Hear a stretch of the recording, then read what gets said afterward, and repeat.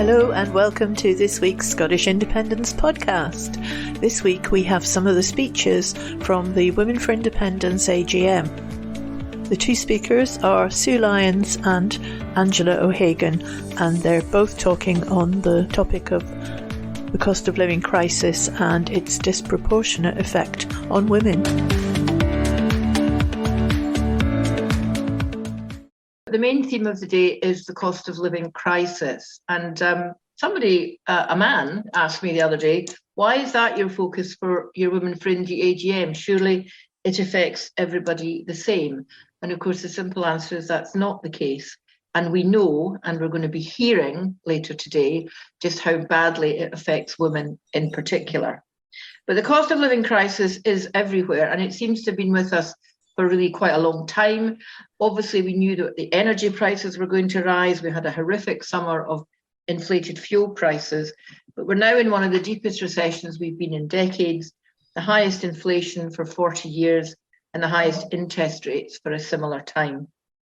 Price rises are everywhere, and it's the uncertainty of what's going to happen that is so unsure. On top of the big fiscal black hole that was the chat of Westminster this week, it's important to acknowledge that although the economy did shrink during COVID, and although public spending went through the roof in an attempt to mitigate some of the worst of COVID, and public spending has therefore gotten out of control, it's important to realise that the fiscal black hole is not a result of that, or at least not only of that. It's a result of over 10 years of Conservative rule and Conservative economic policies that have gotten us in this mess. Austerity is not an inevitable outcome of a difficult economic climate. Austerity is a political choice, and therefore that means that the poverty that ensues from austerity is also a political choice. And politicians on the whole, at least in my experience, choose to create policies that support their core values and their support base, or protect their self-interest. And most recently, that self-interest has been protecting their seats and their chances of a further re-election. That is what I believe was behind the outrage, and I'll put that in quotes as well, of the Truss mini budget. I don't think it was because philosophically the Tories are opposed to rewarding the rich while shafting the rest of us. It's also, I suspect, what's behind this week's autumn statement, which appears to hit the Tory base of middle-class, middle-income families while protecting the most vulnerable. So I'm hoping that today's morning session busts some of those myths. But as I said, why is this an issue for women particularly? Women for Indie have a strong belief that what unites us as women is more important than what divides us. But as we move towards that inevitable battle that's to come, I think we need to know that the way to get women on our side, women who are perhaps not natural independence supporters, is to understand the difference that an independent Scotland would make to the lives of women and girls. And we know, because there is reams of evidence, some of it written by our two main speakers this morning, that austerity hits women the hardest, and that's from being overrepresented in low-paid, sometimes low-skilled, part-time and insecure labour, to being the largest group of single parents, and for many women being unpaid carers, and others really relying on a male partner for income, even down to whether they get their benefits or not. So it's an issue that is common cause with women. I don't know what we're going to hear today, but what I hope we're going to be hearing today is not just the size and severity of the issue, but I think it's important we do know what that is because it's not widely reported, but that there are other choices open and that there are other routes that can be taken, presumably and preferably through independence. But we turn now to our first speaker of the day, and I am absolutely delighted to welcome Sue Lyons. Sue has been a stalwart member and part of the Committee of Women for Independence for years. She is well known for her blog. During the sit tobacco, there were only two people I read regularly to find out what was really happening about Brexit. One was Sue Lyons and the other was Fintan O'Toole of the Irish Times. And I'd much rather sit down and have a beer with Sue Lyons and Fintan O'Toole any time of the day. Sue is now just started a few weeks ago a PhD in Glasgow focusing on rural poverty, and that's her area of expertise. So can I please ask you to put your mics on so we can all hear you applaud, a warm welcome to Sue Lyons for the first speech of the morning. Thank you, Maggie. Thank you very much. And thank you for asking me to do this. As Maggie said, it's 10 years since Women for Independence started. I was remembering recently the feelings that I had after being scooped up into what was then a Google group of what I thought were some seriously impressive women. Later, I walked into a kitchen in a town I'd never been to meet women I didn't know and had never met, wondering what on earth I was doing there. Those early days of what would become Women for Independence were some of the most exciting, enlightening and sisterly of my whole life. I found my voice, and it was a socialist feminist voice. Women for Independence changed the independence debate. Those of us in that kitchen elbowed ourselves into hustings, demanded a space on the couches of the late night political shows, dared the men to talk over us and put them firmly in their place when they did. After the devastation of the referendum in 2014, I thought it was over. I thought it was finished. And yet somehow it wasn't. There was a determination to continue to work as if we were in the early days of a better nation, that nation so many of us had dreamt of. And we have, as a group of national committee members and as local groups around Scotland, Women for Indie members have done exactly that by the bucket load. We've campaigned on national issues, women's justice, baby boxes, poverty, and local issues, hospital closures, school issues, local campaigns where women's voices were desperately needed and made the difference. Many of us have put ourselves forward for political office, stood for selection, and some have been elected to Westminster and to Holyrood. It's always gratifying to see our sisters on the national stage. Yet the biggest thrill for me is to see so many of you sitting in council chambers, in community councils, on parent councils, working for your people and your communities, supporting each other, being the voice that was so completely missing prior to the last referendum.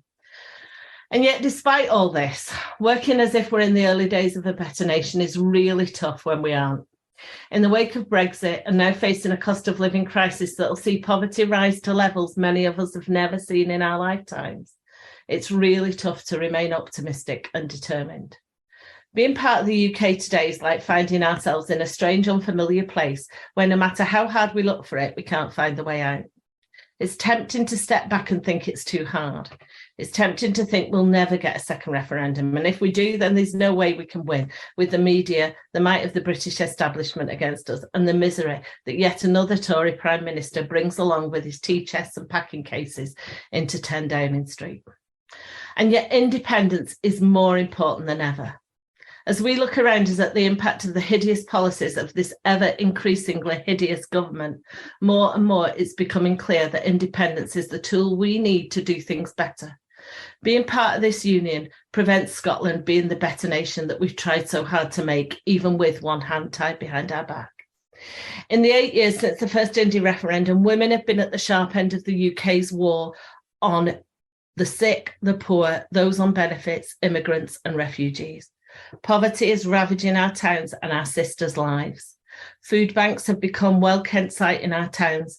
We're seeing charities, churches, ordinary people opening their spaces so people can keep warm, charge their phones, have a hot drink, get something to eat. We're seeing school uniform banks, holiday food programmes. This is our post-Brexit union in 2022. Today, there will be women who want to join this call but can't afford the internet access to do so. On this call, there'll be women who can't afford to pay their energy bills. There'll be women who do not know how they will make it to the end of the month. There will be women who don't know how they feed their children. Maggie said poverty is a political choice, and she's right. We see that every day. The UK government has employed deliberate policies designed to make people poorer. The rape clause, the benefit cap, the punitive welfare policies designed to humiliate and denigrate people already struggling. Clearest example of this for me was the removal of the £20 universal credit uplift. The UK government had the choice to do something different, but they didn't. They chose to take £20 a week off some of the poorest people in our society. That was a choice. They spent billions on dodgy PPE. They give tax breaks to global companies that make billions in profits, and yet they take £20 a week from the women struggling to feed their bairns. How dare they? Universal credit is a stick to beat the poor with, and they turned their smug, self-satisfied faces away and made it harder for women to feed their children and heat their homes. What kinds of people make those choices? And the autumn statement isn't really any better. They've told us that hard choices have to be made. We're all going to have to tighten our belts. We're all going to have to take difficult decisions. Well, the people telling us that aren't the ones that are taking the hard decisions not to have the tea tonight so the kids can't eat. They aren't the ones taking the hard decisions not to turn the heating on. In fact, many of those making the decisions about whether to allow people to heat or eat have their energy bills paid through expenses. So let's see this for what it is, sisters. It's us that are making the hard decisions. It's you and me and people like us, mostly women, who are having to decide to cut back on food, on car use, on heating our homes, and using hot water. Not this Tory government. I bet Rishi Sunak's never gone to bed at 4 o'clock because it's dark, it's cold, and you haven't got any bloody gas. I bet he and all his cabinet have never had to sit underneath the window so the milkman can't see you because you haven't any money to pay him. I bet they've never, ever cut up an old fleece to use as a sanitary towel or washed in cold water because they can't afford to put the immersion heater on. The cost of living crisis means that we're seeing these things everywhere we look. I'm speaking to you from here in the Highlands, and it's okay. The weather's okay today, where we have one of the highest levels of fuel poverty in the country, despite producing enough energy right here to meet our own use and more. There are sisters sitting in Sutherland, in Rossshire, in Caithness, who can't afford to put their heating on, and yet look out of their windows at wind farms on our hills. Look out over the North Sea to oil and gas rigs and offshore wind farms, and yet pay some of the highest prices for their fuels. The government says they're helping, but £67 a month won't heat houses in remote areas where wind-driven rain, poor quality housing and no access to mains gas means that the absolutely not an energy price cap doesn't apply and is of no help. The price of smokeless fuel, which we use to heat our house, has risen from £10 a 25 kilogram bag in March to £16 a bag today. The price of wood has similarly risen. In the middle of December, when it's not as unseasonably warm as it's been, we can go through 2 bags of smokeless a week on top of our electricity. The electricity we have to use to heat our rooms in a morning when the fire's not been lit. The electricity that powers our cooker to cook our food, helps to dry our clothes and keeps the damp at bay. Poverty is everywhere we look. In our cities, it's more visible perhaps, but it exists here in rural and remote Scotland too, and it's no less damaging. Research I carried out in 2019 looked at the link between rural poverty and levels of mental well-being and showed through some complicated maths that I learned specially that people living in rural poverty have the lowest levels of mental well-being. Unsurprisingly, the issues are similar, but the effect is perhaps different. In a recent Poverty Week event, which looked at some research being done by Glasgow University into women in multiple low-paid employment, there were discussions around how women are cutting back by buying cheaper food and cutting back on car use to make ends meet. It was really interesting, but I made the point that women in rural and remote areas often don't have that choice. If one of your jobs is in a hotel in Leg and one in a care home in Bonner Bridge, then you can't cut down on your car use. Petrol's more expensive often in rural areas too. Access to affordable food is difficult when the only shop you have nearby is a local shop. And that's not just about price. I can go to Aldi and buy instant noodles at 32p a pack. Kids love them for their lunches. But I don't have that choice if I can't get to a supermarket. In our local co-op, they don't have budget noodles. They have bachelor super noodles at 90p. Tesco sell milk at 165 and Co-op at 185. The cheapest pads I can buy at our local Co-op are £2.20. The same pads are 95p in Tesco's. Rural life brings added costs and added stigma. I spoke to one woman who told me when she went to a local shop to buy electricity, the kind, well-meaning cashier would comment on what she bought every time. Oh, only £3 today, love. Are you struggling? It must be really hard. Ooh, £20 today. Are you flush this week? It made her feel scrutinised and shamed and left her isolated and depressed.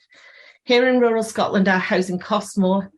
It's of poorer quality and is more susceptible to the type of weather we have.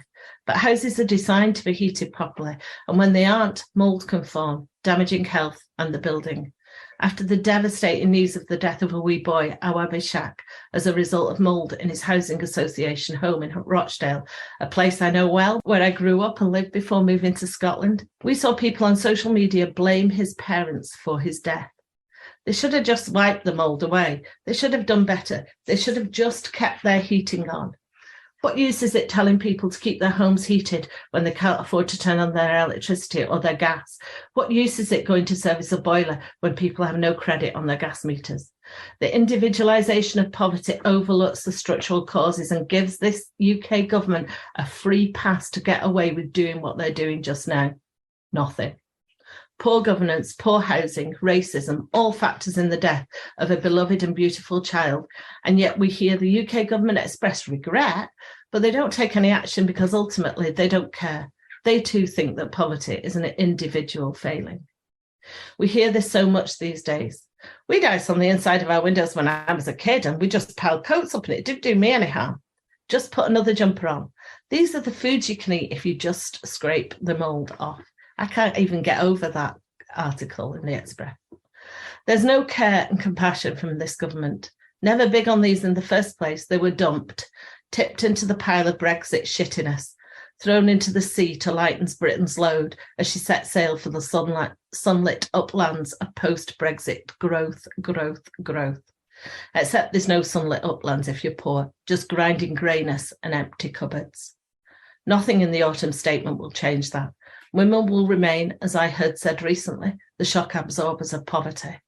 The UK government announced 600,000 more people will be encouraged back into work from universal credit. More of them will be asked to work with a work coach. Make no mistake, sisters, this will target women, lone parents, carers. They'll be subjected to the assault course that is universal credit, a system designed to kick you every step of the way. They'll be required to work more or face sanctions with no corresponding increase in childcare provision or caring support. How will women do that? The UK has the second most expensive childcare costs in the world, according to the OECD, and women, poor women, find their choices reduced as a result of that. The sanctions that will follow on from this expansion of bullying condescension will leave people without money, without food, heating and dignity. They punish the already struggling, and Jeremy Hunt is promising more of that. This is Scotland as part of the Union in 2022. What can we do about it? Well, there's some being done. As much as Westminster deliberately chooses policies to further degrade and stigmatise people in poverty, the Scottish Government has tried to mitigate some of that pain and anguish. It's gratifying to see the child payment increased and rolled out to under 16s. I'm thankful to see free school meals for all primary children, removing stigma of the free dinner tickets I remember from my youth. And free childcare would have helped me when twice in my life I've had to give up my work because childcare was either unaffordable or, particularly when living in Caithness, unavailable or completely unworkable. I'm personally pleased to see the Scottish Government approach to social security instigated by our own Jean Freeman.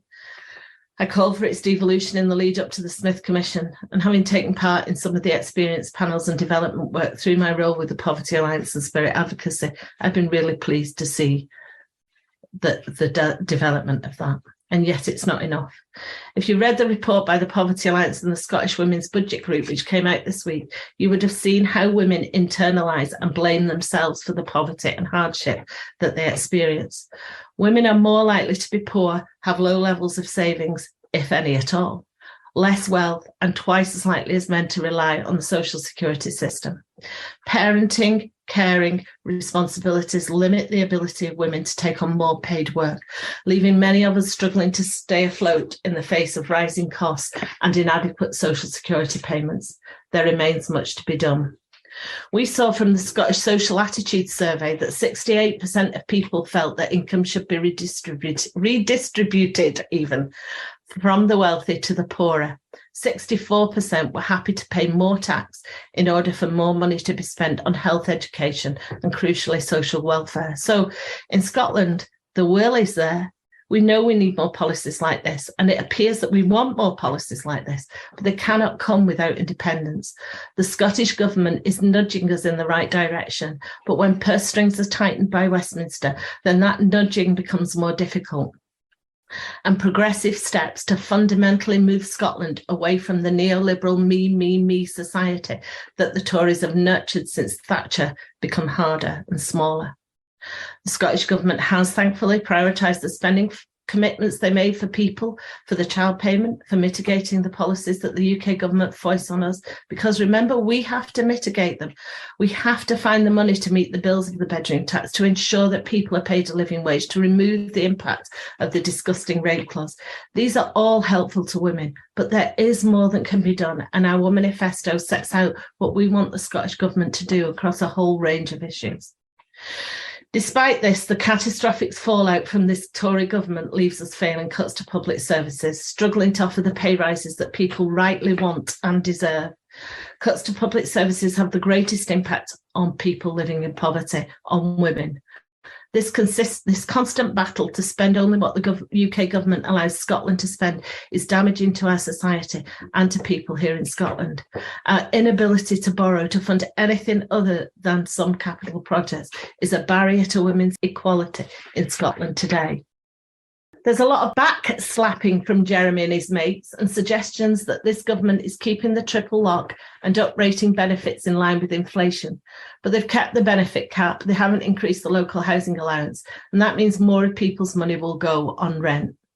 They've reduced the support they put into the fuel cap. Cold comfort for us all. That benefit uprating of 10% will not come until April, and it's already too little. Today, inflation is at 11.1%, with some forecasts suggesting it will reach 14%. What helped the 10% uprating then? And what are people expected to do over the winter? Food and fuel are driving inflation, the price of everyday staples hitting our pockets, petrol, electricity, bread, butter. But you know, like they say, put another sweater on and scrape that mould off the bread. So despite the child payment, despite the mitigation of the worst of UK policies, Scotland cannot do something different without the full powers of an independent country. And so we trim a bit here, cut a bit here in order to try and help those who need it most, to try to help people keep warm and eat, to try and find pay rises for nurses, teachers, railway workers, overworked and carrying the weight of Brexit and the impact of COVID. Scotland does not have the control of the economic levers to change the society we live in.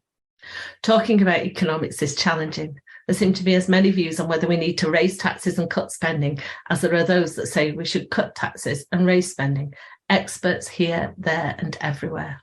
Taxi drivers in Glasgow, those experts at everything, where I've been staying during the last few weeks, have variously told me that we can't stand on our own 2 feet without holding the hands of the great British economy. We can't expect to be a success without the roar of Britannia behind us. I say that's nonsense. Look around us, look at the natural resources, look at the tourism, the food and drink, the innovation we have in Scotland, ripped out of Europe against the express will of the Scottish people. These things have been damaged precisely because of the self-indulgent roar of right-wing Britannia. I like to think I've more of a grip on economics now than I did 8 years ago when I blogged about it for National Collective. But even with the degrees I've achieved since 2012, I can still find only one unassailable truth about the economy in an independent Scotland. And that is that in an independent Scotland, the revenue raised in and by Scotland will be spent by a Scottish government on the priorities decided by the people of Scotland at the ballot box. That's it. That does not happen now, and women are the poorer for it, literally.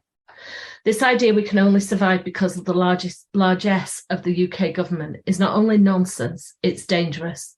The UK government have done nothing to prevent people dying from cold and hunger this winter. They've done nothing to prevent hardship and poverty, and they've done nothing that will improve the lives of the most vulnerable, the most isolated, and the most desperate. Just like with COVID-19, they're all right, Jack, and fuck the rest of us. Make no mistake, people will die as a result.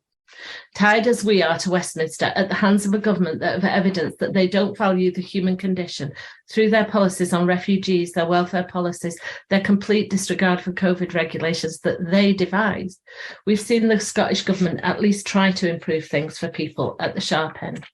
And those of us who are thankful for that say a wee prayer and watch as the opposition parties in Holyrood stand up and demand that our government follow whatever ghastly policy being bandied about by the UK government, and find money from nothing whilst their bosses in Westminster laugh in our faces week in and week out. I hear people who say, but Labour might win and things will be different then, but will they? Will they bring in a more compassionate and general social security system? There's no sign that they're thinking about that. Will they take us back into the EU, or at the very least the single market and freedom of movement, helping particularly our rural economies struggling to find nurses, hotel staff and care workers? Absolutely not. Freedom of movement is gone and not coming back, Keir Starmer said, simply ignoring the need Scotland has for growing our population.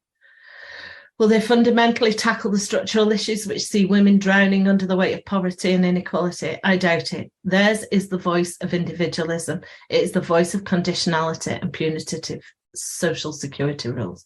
The Labour leadership speaks to England. But just imagine an independent Scotland where Labour and Conservative parties can reflect the priorities of Scotland. We need them. Imagine a right of centre party, Conservatives, without the need to second guess what their laughing stock of a leadership are going to mess up this week, what excruciating U-turn Douglas Ross is going to have to complete. We would have infinitely better opposition parties, and we need that for a functioning democracy. This is not about excluding them. It's about bringing them with us. It's about changing our opposition parties so that they can effectively hold governments to account. Independence will be good for both of those parties. What a shame they can't see that. So as we move towards a second independence referendum, the voices of women will be vital in bringing people with us. We're often the people that our communities trust, sitting in councils, community organisations, parent councils. We should be where women come for answers. I remember holding the first Highland meeting of Women for Independence. It was a cold, rainy, dark Tuesday night, and I'd organised a meeting in a coffee shop with Olivia Hamilton, who's sadly no longer with us. We expected to get a couple of people and a dog, probably men at that. We had 30 women join us. We talked, laughed, learned things. And at the end of it, one of the women said to me, "Oh my God, I thought I was the only one." Women for Independence are here for all those women, for all the Maoris who have nowhere to go for their answers. The values of sisterhood, creating a safe space where women's voices can be heard and raised, continues to be important. Fundamentally, women are the backbone of our society, and we will be the backbone of an independent Scotland, designing its laws, developing its policies, and demanding equality. Independence is only the beginning, sisters. Bring it on. Sue, thank you so much. That was incredible. I've had tears. I've smiled with connection. I've had shivers down my spine during all of that. And all the issues that you highlight, those of us who are elected members in local authorities are dealing with those things every day. When people come to us because they're struggling, and it's the way you channel your anger about this in the most articulate, sensitive and compassionate way just blows my mind. Thank you so much. It's now my absolute joy to introduce Angela O'Hagan as our next keynote speaker. I first met Angela at a Women for Indie event in Edinburgh, in a church, which seemed quite apt at the time, actually. And Angela gave us the foundation of our economics section of our Womanifesto. She is such an expert on our subject. She had us in tears as well. I've followed her on social media ever since. I've been to online training with the Scottish Women's Budget Group. I've joined SWBG up with the Improvement Service, which delivers training to elected members and local authority officers, because it's such an important area of work. But let me give you some background to Angela, and I've blatantly lifted this from the internet. So Angela is a long-standing member of the Scottish Women's Budget Group and is also a trustee. She's also a member of the UK Women's Budget Group and on the management committee there too. She was a commissioner on the Commission on a Gender Equal Economy and is currently the independent chair of the Scottish Government Equality and Budgets Advisory Group. She's a senior academic in equalities and public policy at Glasgow Caledonian University and a published author on gender budgeting in Scotland, UK and internationally, and is Deputy Director of the WISE Centre for Economic Justice at Glasgow Calais.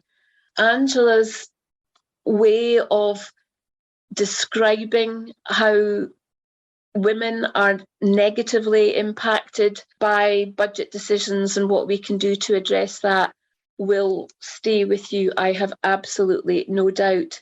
So without any further ado, please warmly welcome Angela O'Hagan. It's a joy to have you today, Angela. Thank you for coming along. Thank you very, very much. I'm absolutely delighted to be back at Women for Indie. It's a while since I've been around these parts, as we say. Struggling to speak actually after Sue. That was so powerful and so beautifully articulated. You also reminded me, Sue, of our common history. Scottish Women's Budget Group started around a few kitchen tables as well. And I think we should probably all get together and write a history of, women's activism in the devolution era and just call it, from something. A kitchen table would need to be in the title. I'm also really pleased to say that the Scottish Women's Budget Group is stronger than ever.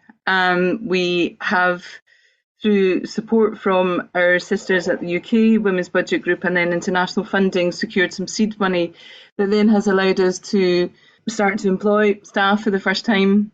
And that fantastic staff team led by Sarah Cowan has gone from strength to strength, bringing in funding to secure the training that Jules has talked about, and the work. There's a current project with local councils across Scotland, and we've also been recruiting mentors to support the development of practice around gender budgeting and gender analysis in policy and budgets at local level. So it's unrecognisable. I always used to say that we survived on the voluntary effort and goodwill of our members and the collective intelligence, and I don't just mean intellectual capacity, but that women in the Scottish Women's Budget Group worked across all sorts of different organisations, and so we're bringing a huge richness of policy insight. But we financially survived by, scrabbling down the back of the couch and finding the odd bit of money here and there to keep going. But we kept going through goodwill. And it's in some ways very nice that the goodwill can be, and that the energy that requires can be channeled differently. I suppose from the outside as well, some folk might look at me and say, she's still doing the same thing she was doing 20 years ago. Sometimes I think I mustn't be doing it very well, because we still don't have gender budgeting in Scotland. The Scottish Government still doesn't do gender analysis of its public finance decisions in the way that we would want to see. But we keep plugging away at it. And I've just been renewed as chair of what's now the Equality and Human Rights Budgets Advisory Group. And that's another challenge. Does that mean further dilution of the focus on gender? Is it a pragmatic approach to where the wind is blowing and the opportunity to ensure that gender is integrated into the calls for incorporation around human rights? We can discuss that, and I'm sure we will discuss that on many occasions. So basically, what I was going to do is not talk in any detail on the depth or give a barrage of stats. And Sue has covered that beautifully without a barrage of stats, partly because it's just so grim. It's just so grim to think about the stats. But what I was going to do is to get us to think about, this is a scandal. It is a crisis on multiple levels, but it's a political scandal because it's a series of political choices that have been taken deliberately, that have been encouraged and allowed to happen without any real regard. And that we see the deliberate nature of this in so many of the behaviours that have been unchecked and unchallenged over COVID, but prior to that. The character of Westminster in the last several years has been one of unfettered, privilege and disregard. And there we are. I'm off script already, and it's only my first opening comments. But that's, I think, what makes it a scandal. What we're talking about are multiple crises here, really. We have the emergence and ongoing pandemic and the emergence from the lockdown and shutdown elements of pandemic, but we still are in economic recovery, we're still in health recovery, we're still experiencing COVID and the overloading of the NHS, the fragmentation of which is overwhelming for those who work in the system and those who are trying to access the system. It's that fragmentation that creates the conditions whereby people are exhausted, are overwrought and overrun really in what they're trying to achieve. And the reality of so many people, and as Sue has said, and that we're focusing on today, that reality is so much worse and so different for women. So I'll touch briefly on that reality, but I want us to look at some of the policy demands that are coming out of women's organisations and other civil society organisations, and to look at what actions for change are possible. And what I'd like us to think about is that these multiple actions, and that we focus on these multiple calls from civil society organisations, from feminist organisations, that's part of movement building. There is strength here in these multiple calls. So much overlap between what Scottish Women's Budget Group, UK Women's Budget Group, Engender, One Parent Families Scotland, Joseph Rowntree, and of course Women for Indy, alongside the National Advisory Council on Women and Girls. So many organisations all saying the same things. And I think, as I say, there's real power in that to coalesce around and to use the opportunities and to not be pushed back by some of the really quite vacuous politicking we hear from Scottish ministers, as well as the more aggressive and disregarding, of course, of the Westminster ministers. And as Sue has said, these are political choices. We're facing multiple crises. We have COVID recovery, we have economic recovery, and now economic recession. We have crises of income, that income from wages and wage stagnation, low wages, the persistence of low wages, particularly in the areas where women predominate.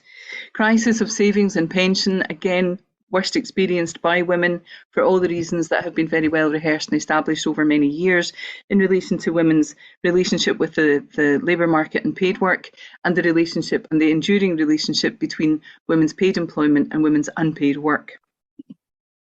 Care and household labour, as Engender phrase it in their most recent report on the cost of living, care and household labour continue to characterise the economic structures which produce and reproduce the conditions that keep women poor, that make women poor and keep women poor, and that keep women in the choices, we're told, of part-time working, but which don't really hold up anymore, as we see a labour market that has become increasingly fragmented, the character of the labour market increasingly insecure, precarious, and while the narratives and discourse of high regard, high level HR commitments, lots of warm words again from employers about how valuable their employees are. And I don't know about you, but I work for an organisation that talks a lot about its values. We hear a lot of talk about organisational values across the piece, but those values in many organisations only apply until you want to change a shift or you miss a shift and you're out the door. So Engender, in their most recent report, have concentrated some attention on these issues, as have the UK Women's Budget Group, looking at wages and the need for wages uplift across the public sector, given again that women predominate in the public sector, and urgent measures around social security at the UK level and for us in Scotland. We're often told, and we hear constantly from the UK government, the cause of all our problems is the war in Ukraine and the international energy crisis. The cause so I'm not disputing that there are geopolitical dimensions to the energy crisis, and that we have a global energy crisis here. But again, we have a series of of decisions, political and economic decisions here that could have been completely different decisions. There have been decisions that have been made to maximise profit, to secure some, and also to secure some territorial security for those in Central Europe and elsewhere. But we've seen a collision of some of these political choices. Why have, amongst these geopolitical choices, has there not been action on the multiple UN commitments around financing for development? And I don't mean just in loss and damages, I mean thinking back to the Addis Ababa Agreement of 2015, where there was meant to be concerted international effort on tax and mobilising around tax evasion. A principal requirement of the International Convention on Economic, Social and Cultural Rights is that states parties secure the maximum of available resources for the progressive realisation of rights. So tax evasion, tax avoidance and windfall taxes, taxing gross obscene levels of profit that outstrip the GDP almost of some individual nations or certainly smaller states, is politically, at least for me, unconscionable and unpalatable. And these are part of the geopolitical dimensions that are contributing to the scandal of cost of living.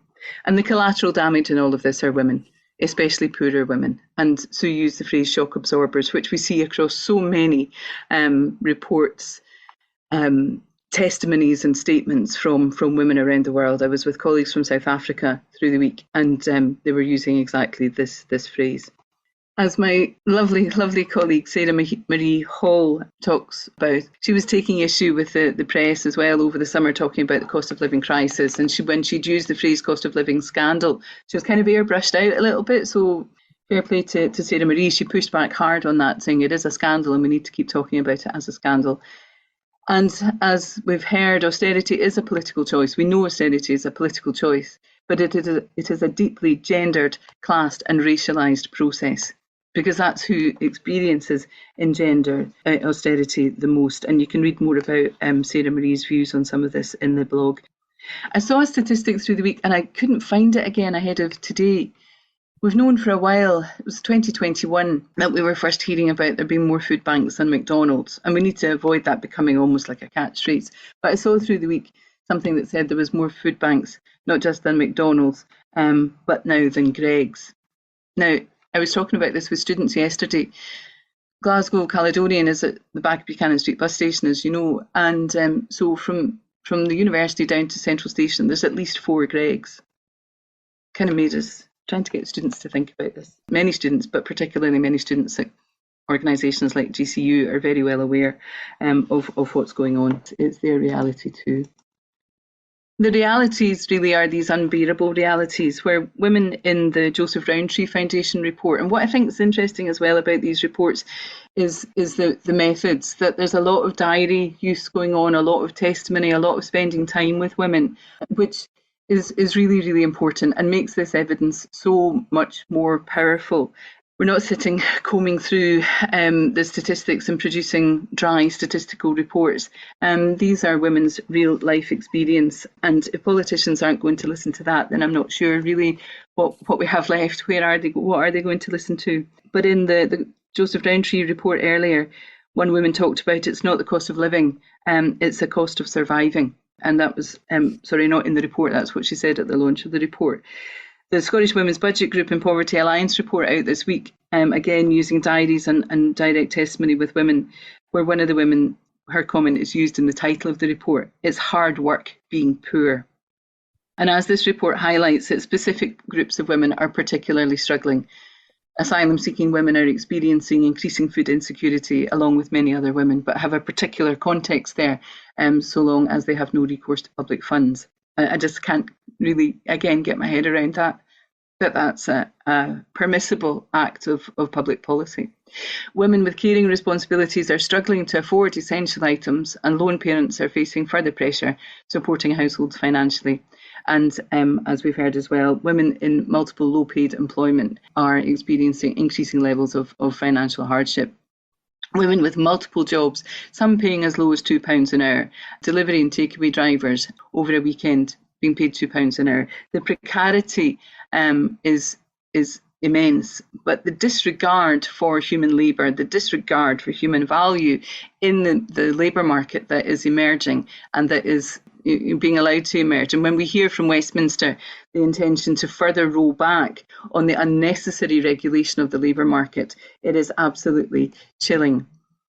And what we see across the Scottish Women's Budget Group, Engender, Joseph Rowntree, One Parent Families, Poverty Alliance, UK Women's Budget Group, Resolution Foundation, I mean, we are drowning in the evidence here that of their choices on heating and eating, feeding children or going without.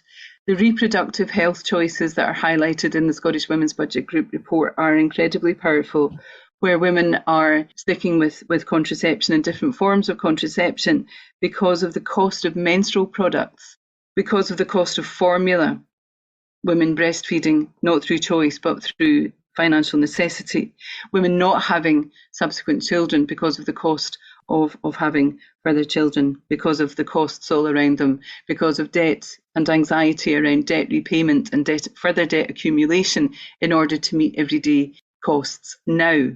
Going ahead to what one of my students referred to yesterday when he said, I've stopped watching the news because the forthcoming winter, the way it's reported, it feels to me like Armageddon. Transport, Sue's talked about remote and rural transport, which is a huge issue, and the unaffordability and unreliability of transport across Scotland. And again, the privatised profits that are subsidised by public finance, again, is unconscionable and is a model that surely we have responses to in Scotland now, never mind waiting for independence.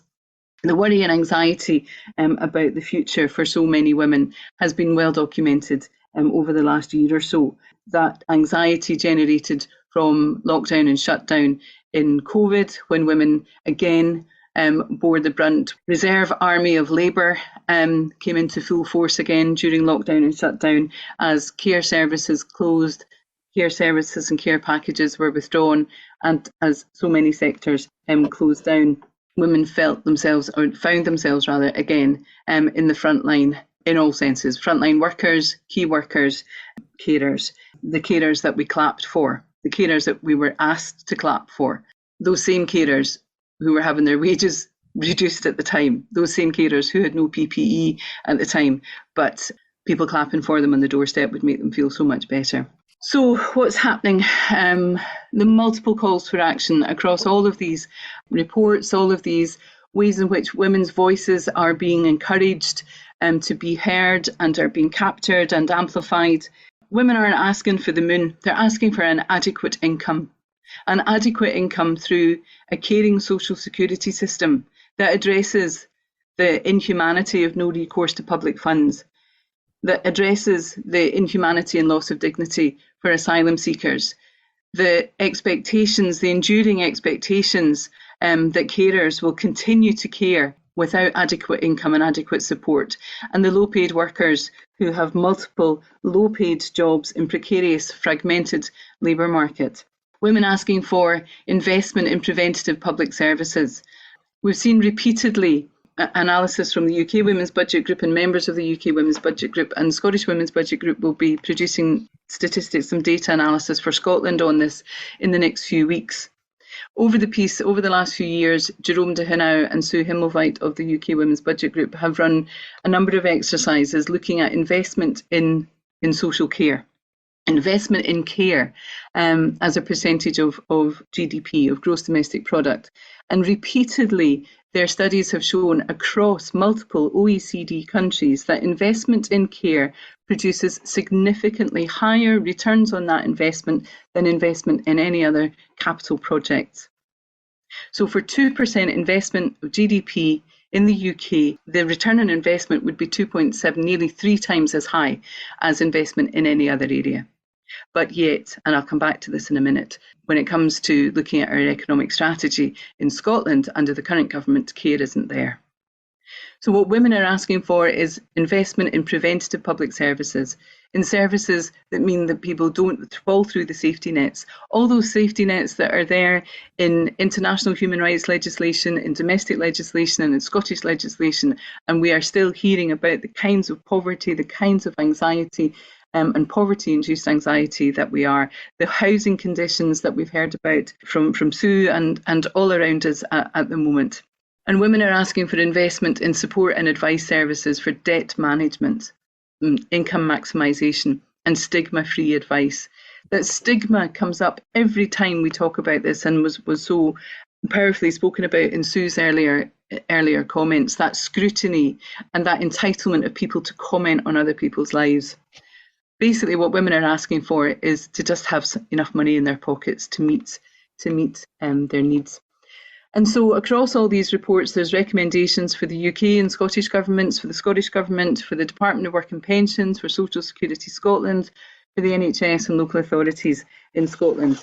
And we can look at some of them. And in your own manifesto for independence, Women for India are seeking whole system change, applying a gendered lens to all that you do to create a gender-just, inclusive society, now and into an independent Scotland across 5 really key and clear areas: human rights, health and well-being, economy, food, environment and immigration. So the incorporation bill in relation to human rights, it's meant to be that will bring in the Convention for the Elimination of Discrimination Against Women, the International Convention on Economic, Social and Cultural Rights, and we're pushing hard for that to include human rights budgeting, and there's already the precedent in the Children's Rights Bill that brought in the UN Convention on the Rights of the Child, has a requirement around children's rights budgeting. That bill is due to come forward early in 2023. So there's need for us to keep an eye on that, to maintain scrutiny and pressure on that bill delivering what it is that we want to see and what you as Women for India want to see and have set out so clearly in your manifesto. On the economy, we need to see changes in the tax regime, investment in social infrastructure and the provision of care, and changes across social security, and recognising social security as about social protection and basic entitlements to dignity, respect and autonomy. And that fits again with health claims and demands across health and well-being, a social security system that does protect people, that does secure freedom from harm, from want, and does ensure a basic standard of living, an adequate standard of living. The National Care Service, we need to keep an eye on the funding there. The Scottish Government has been very cagey. The National Care Service Bill that was introduced is a framework bill, so there's not a lot of detail there, so things are moving around in the background. The Financial Memorandum of Understanding was again very vague. There's a lot of cogs and levers to be pulled here around the National Care Service, around funding at local government level, funding at national government level, the interplay between health and social care funding. I agree, I accept that there's a lot of complexity here, but there's also a lot of huge hinterland of direction, of analysis, of clarity of demand as to what's needed in relation to social care, and working with users and recipients and providers of social care. We should be able to work through a National Care Service for Scotland that delivers the range of need and demand to meet people's needs.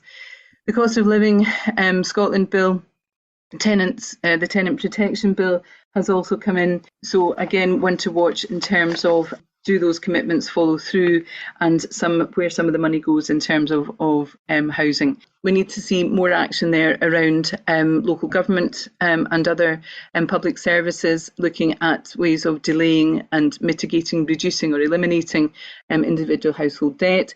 Taxation, there's a lot to do on taxation. Wealth tax was mentioned in the SNP's Commission on Fairness and Social Justice, which I was a member of, a non-party member of, but which kind of snuck out in its stocking feet, which was really annoying because it was an awful lot of work and an awful lot of good thinking went into that commission, and I haven't really had any sense of it having had much purchase across thinking. But there was a wee bit of attention around wealth tax in there. Some recent briefings from the New Economics Foundation talk about a lot of actions that can be taken around wealth taxes. The idea of 1% annual tax on net wealth which would raise 35 billion, comes not from the New Economics Foundation or the Tax Justice Network or the UK Women's Budget Group or other feminist organisations. It comes from the Financial Times. The Financial Times, Martin Sandbu of the Financial Times recommended a 1% annual tax on net wealth, in contrast to Mr Hunt's defence of not taxing the wealthiest because it wouldn't be right and it wouldn't be possible or effective to levy a lot of tax from high earners, high wealth owners. There's also proposals from the Tax Justice Network that tax income from wealth should be taxed in the same way as income tax. We currently don't have those tax powers in Scotland. We don't tax dividends and savings and assets, we tax income. But taxing income from wealth at the same level of income would raise 14 billion. Introducing national insurance on investment income would raise almost 9 billion, so that might offset some of the PPE contracts or some of the PPE contracts that resulted in the materials having to be burned because they weren't of the adequate specification. Other ideas on 1% on tax on assets over 10 million, that would immediately raise 10 billion. And ending the inheritance tax loopholes. Windfall energy taxes on energy firms might do something about the 9 billion in profits that we've seen from some of the energy companies in the last wee while. Increases in tax benefits and scrapping the rape clause and the 2-child cap and benefit freeze have to go without saying, but we do have to keep saying it. Final actions for change that we're seeing from across Scottish Women's Budget Group and Gender, the National Advisory Council on Women and Girls, to keep pushing for intersectional gender budgeting in the Scottish budget process. We need to see an uprating with social security in line with inflation, which we have seen, but as inflation continues to increase, and while wages have increased or more than in recent decades, but the uprating, but inflation has eaten into that already. Calls for a boost in the Social Welfare Fund, the Human Rights Bill to incorporate CEDAW, again, common calls across feminist organisations in Scotland. Similarly, calls for addressing public sector wages and in line with inflation rises. The childcare provision, we need to see the 1140 hours implemented and shifting gear up towards that 50 hours a week that has been a long-standing demand of One Parent Families Scotland and the National Advisory Council. And for us all, the busy work, the hard work, the unpaid scrutiny and monitoring of all of these warm words that aren't going to keep people warm this winter. Scottish Government has moved with the uplift of the child payment, the winter heating allowance has been introduced just in the EBR and the Fuel Insecurity Fund and the child bridging payments. Again, responding to demands from One Parent Families Scotland, Joseph Rowntree and many other organisations. However, we need to keep an eye on National Care Service funding, where that money is going to come from, where it's going to go, and make sure and keep pressing for participative and participatory deliberative processes there that engage people who are in receipt of and providing care. Watch out for the weasel words of efficiencies. That was the pre-budget scrutiny round over the summer. The Scottish Parliament committees were all asking questions about efficiencies, as though that's the only means of realigning and reorientating, redistributing public finances through further cuts, rather than shifting across budgets and making much more effective and aligned use of public finance that is available, and also addressing the income side, on the revenue side, how different forms of revenue might be raised. And we need to keep an eye on these efficiencies insofar as they apply to employability and skills, which again most often hit women. And the other thing was the National Strategy for Economic Transformation, which came out earlier this year, and I'm still really just so cross about. They talk about a national strategy for economic transformation from the Scottish Government that relies on entrepreneurship, including as a means of addressing child poverty. But we cannot have transformation without care, and care being at the centre of our economic policy. And I'll stop on that. Thanks for listening, everybody.